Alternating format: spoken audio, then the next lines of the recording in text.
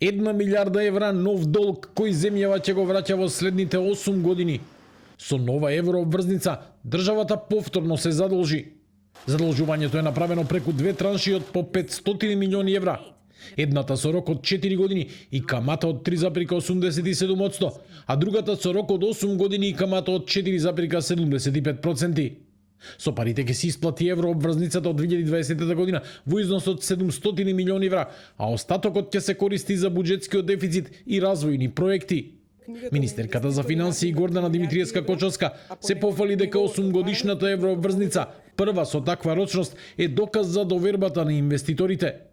Оценувајќи ги како историски најниски маргини, таа вели дека каматните услови се меѓу најповолните во регионот. Да не се лажеме, беше многу тешко. Имајте во предвид дека во годините кои што ги споредуваме, ние имавме јавен долг многу понизок од тој што го имаме денес. Не по вина на оваа влада, но тука инвеститорите не ги интересира по чија вина е. Тие ги гледаат процентите на јавен долг. Ние во услови кога имаме највисок износ на јавен долг, процент на јавен долг од бруто домашен производ, извојувавме и добивме најдобри резултати. Посебно сум горда на тоа што за прв пат добивме инвеститори кои што никогаш не инвестирале во овие години во македонска еврообврзница. Од СДСМ велат дека новото задолжување не е успех, туку нужност поради, како што тврдат, длабок буџетски дефицит и недостиг на пари за редовно функционирање на државата. Под ова сјајна фасада се крие сурова реалност. Ова задолжување е директен одговор на проблемите со финансиите и буџетскиот дефицит. Ова доверба на инвеститорите, што владата ја слави, всушност е сигнал дека земјата мора да се задолжи по цена на зголемување на вкупниот долг, кој ќе надмине 60% од БДП според ЕУ стандардите. Задолжувањето е неопходно, а рочноста и каматите не се лоши, смета универзитетскиот професор Борче Треновски.